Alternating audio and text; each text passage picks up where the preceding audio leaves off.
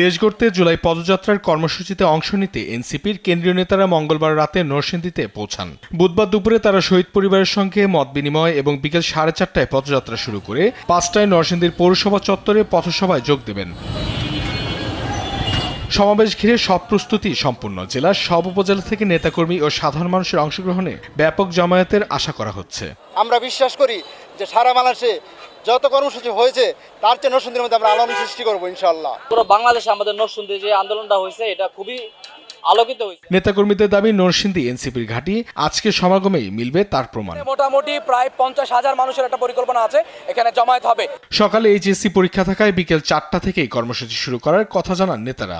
আমাদের কেন্দ্রীয় লিডারদের বরণ করার জন্য সর্বোচ্চ প্রস্তুতি আমরা নিয়েছি। আইন শৃঙ্খলা পরিস্থিতি নিয়ন্ত্রণে রাখতে জেলা পুলিশের পাশাপাশি র্যাব ও সেনাবাহিনী কাজ করবেন।